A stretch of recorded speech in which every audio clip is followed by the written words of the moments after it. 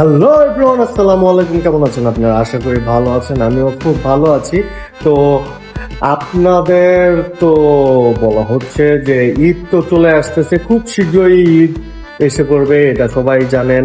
তো এখন চাঁদ উঠে গেছে, তো কোরবানি যখন চলে আসতেছে তো সবারই গরু কিনা আস্তে আস্তে লেগে যাবে।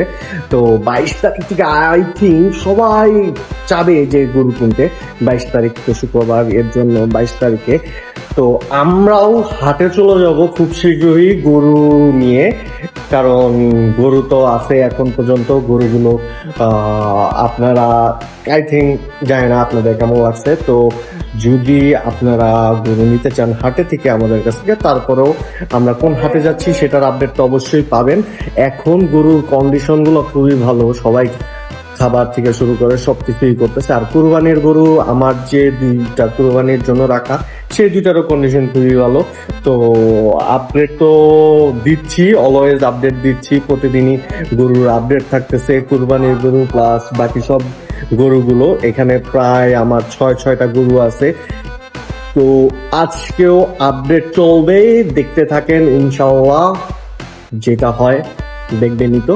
আর এই যে দেখেন গরুগুলো, যে তিনটা মানে খুবই সুন্দর, এই যে ও গোলগাল, ব্ল্যাক অ্যান্ড হোয়াইট, কালামানিক, তারপরে আছে হলো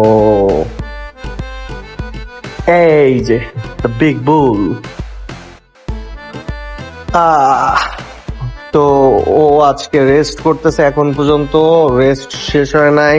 বাকি সবার খাবার টাইম হয়ে গেছে, কারণ আমরা যেই টাইমে খাবার দেই সবাই রেস্টে থেকে ওই টাইমে উঠে যায়। এই যে এখন খাবার দিব, গোসল করাবো এবং তাদেরকে তাদের জায়গা পরিষ্কার করব। এমনিও আজকে অনেক পরিষ্কার, দেখতে পারেন ওইরকম ময়লা নাই। তারপরেও প্রতিদিন তো যাতে পরিষ্কার রাখা যায়, এর জন্য মোটামুটি গুছুল থেকে শুরু করে সবকিছু শুরু হবে।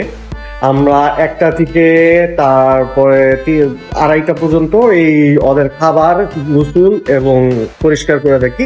তারপরে যে মনে করেন যে টাইমটা থাকে ওই টাইমটার মধ্যে আমরা বাকি জিনিসগুলো করি। তো দেখতে থাকেন, ইনশাল্লাহ আপনাদেরও ভালো লাগবে আমার ব্লগ। ইটস মি জিহাদ। সো চলেন দেখা যাক গরুর কি হয়।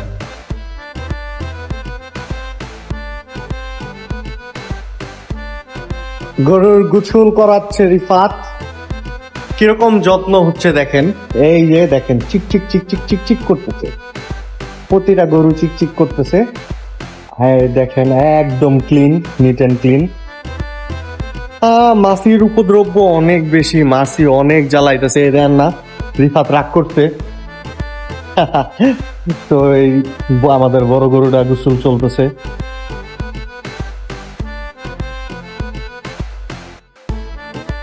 আমাদের গরুগুলো যেগুলো আনা, তো ঢাকার মধ্যে আসলে ঘাস পাওয়াটা অনেক টাফ, এটা সবাই জানে। ঢাকায় আসলে ঘাসটা পাওয়া যায় না, এর জন্য মনে করেন একটু প্রবলেম হচ্ছে।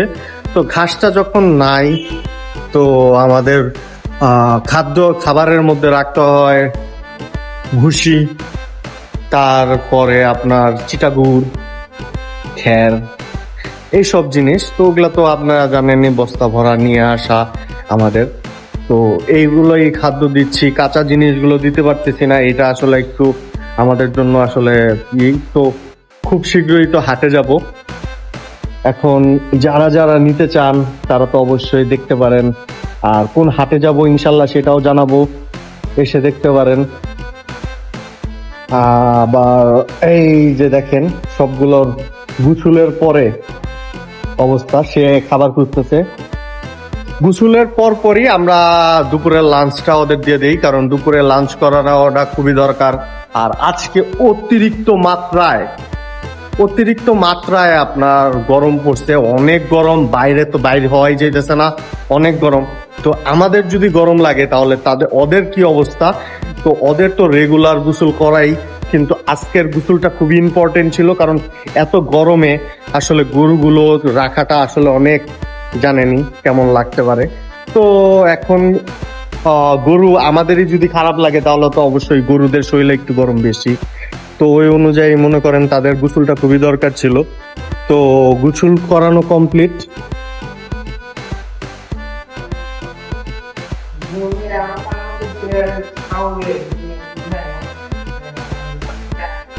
গরুর গোসল গুলো কমপ্লিট, এখন আস্তে আস্তে খাবার দিয়ে দেবো, দেখতে থাকেন ইনশাল্লাহ খাবার কিরকম দিচ্ছি।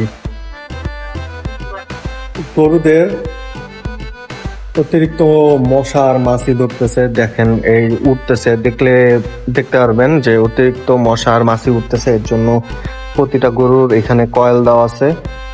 এখন গোসল করাইলো, এর জন্য সাথে সাথেই আবার কয়েলটা দিয়ে দিল। দিনের বেলাও কয়েল জ্বালাইতে হয়, এটা খুবই বিরক্তিকর, কিন্তু মাছি আর মশার অত্যাচারে শেষ। আসলে গরুদের কোনোভাবেই যত্নর কমতি আমরা রাখতেছি না। আশা করি ইনশাল্লাহ আপনারা দেখলে বুঝতে পারবেন যে গরুকে কিভাবে যত্ন নেওয়া হয়। রিফাত তো 24 আওয়ার্স গরুর পিছনেই লেগে থাকে, কোনোভাবেই গরুর কোনো যত্নর কমতি রাখে না। গোসল থেকে শুরু করে যাবতীয় যত কিছু আছে দেখতে পারবেন। এই দেখেন, ক্লিন রাখা, তারপরে জায়গা ক্লিন রাখা যাতে গরুরা ঠিক মতো বসতে পারে, খাইতে পারে। এর জন্য ওদের আজকে অতিরিক্ত গরমের কারণে গরুর সামনে পানি দেওয়া, যাতে পানিটা খাইতে পারে।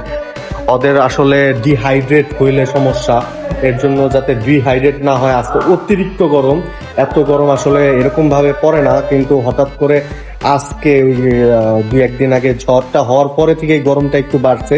এটা সবাই জানে যে ঝড় হওয়ার পরে আসলে গরমটা বাড়ে। তো খাবার তো রিফাত আজকে একটু লেট করে খাওয়াইছে সকালের নাস্তা, এর জন্য দুপুরের খাবারটা এখন দিলে খাবার নষ্ট করবে। এর জন্য এখন না দিয়ে আমরা খাবারটা আর একটু পরে দিব, যাতে ওরা খাবারটা নষ্ট না করে।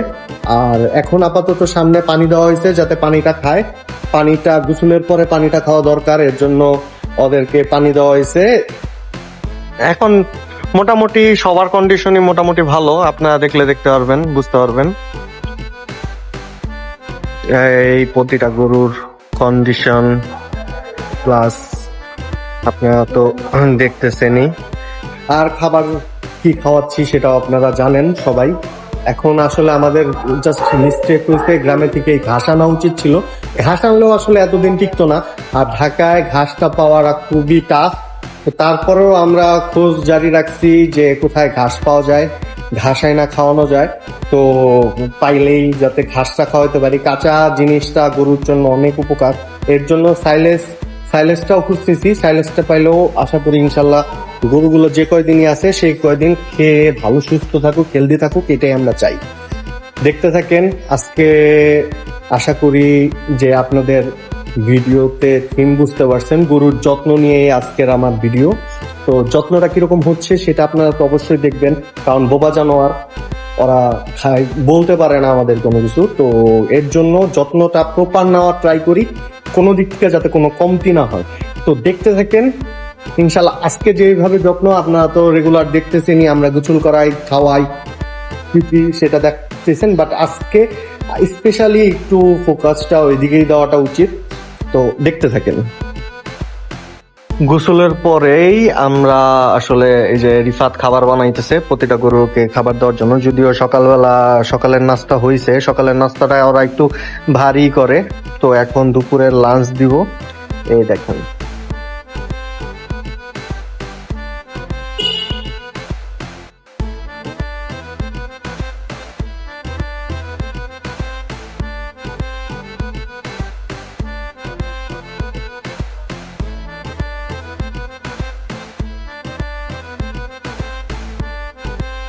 তো এখন গরুদের লাঞ্চ দেওয়ার টাইম। তো এখন বাজে অলমোস্ট 3টা। তো 3টার দিকে লাঞ্চ।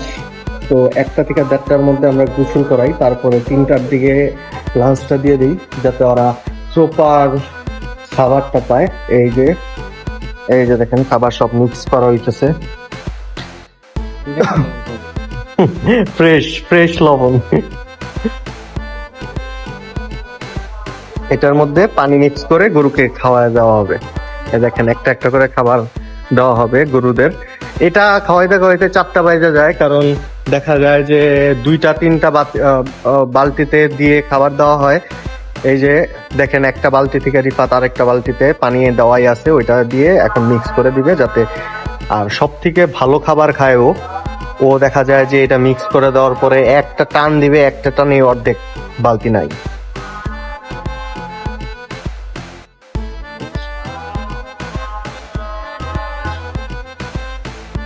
আর দেখেন এই দিক থেকে ও চাচ্ছে খাবারটা, দেখেন খাবারের দিকে কিভাবে তাকে আছে। তো খাবারের দিক থেকে কোনো কমতি নাই। আয় আয় দেখেন ওরে খাবার দিতে একটু দেরি হলে ফত ফত ফত ফত করে।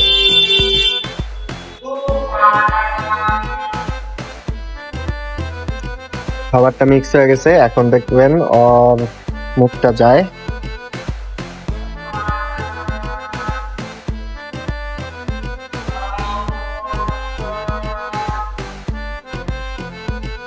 এদিকে আরো এই যে আবার আরেকটা দিয়ে মিক্স করা হচ্ছে, রিফাত ওইটাও মিক্স করবে, মিক্স করে একটা একটা করে এখন সবাইকে খাবার দেওয়া হবে। তো দেখতে থাকেন ইনশাল্লাহ। এই যে যেটাকে খাবার দেওয়া হয়েছে ও আসলে মনে করেন আস্তে ধীরে এই যে দেখেন মুখ দিচ্ছে।